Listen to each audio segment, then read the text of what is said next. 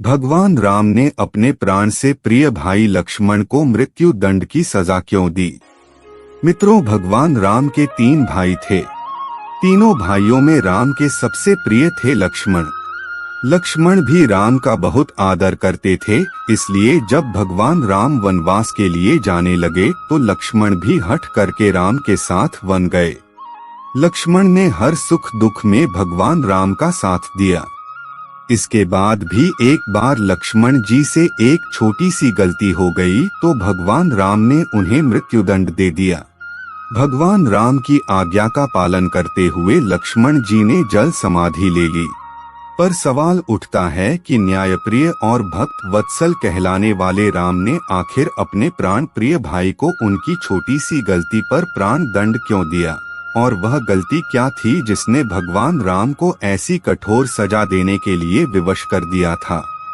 चलिए इसकी वास्तविक कहानी को जानते हैं।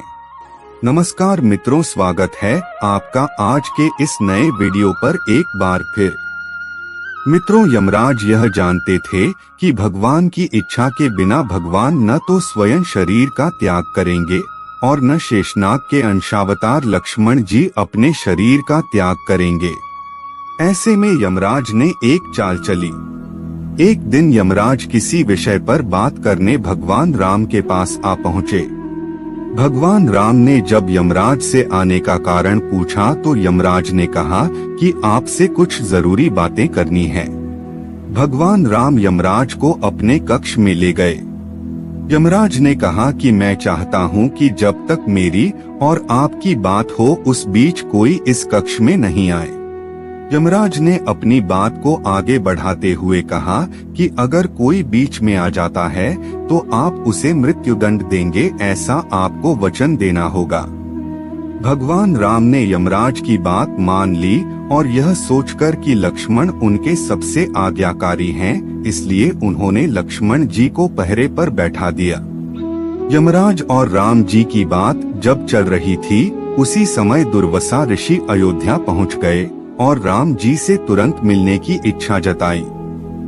लक्ष्मण जी ने कहा कि भगवान राम अभी यमराज के साथ विशेष चर्चा कर रहे हैं।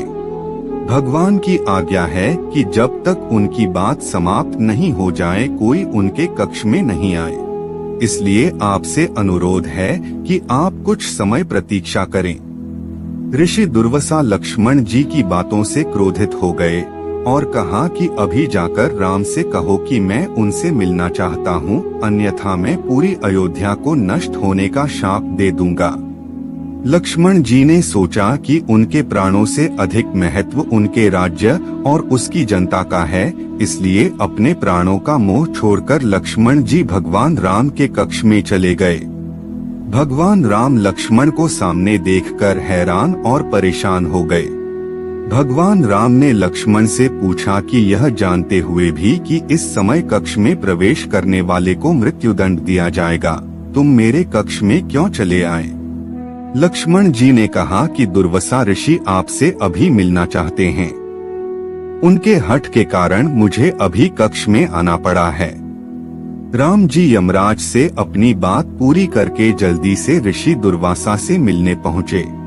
यमराज अपनी चाल में सफल हो चुके थे। राम जी से यमराज ने कहा कि आप अपने वचन के अनुसार लक्ष्मण को मृत्युदंड दीजिए।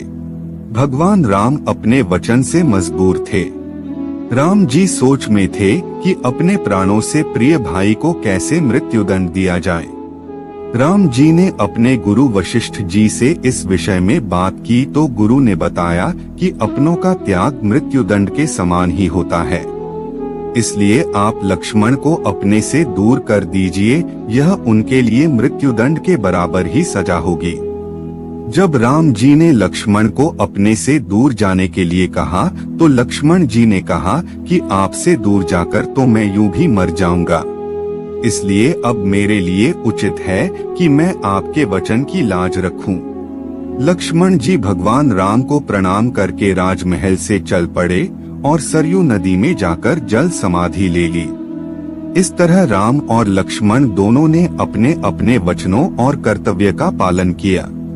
इसलिए कहते हैं रघुकुल रीति सदा चली आई, प्राण जाए पर वचन न जाए। मित्रों, आज के वीडियो में बस इतना ही। अब हमें इजाजत दें और वीडियो को अंत तक देखने के लिए आपका बहुत बहुत शुक्रिया।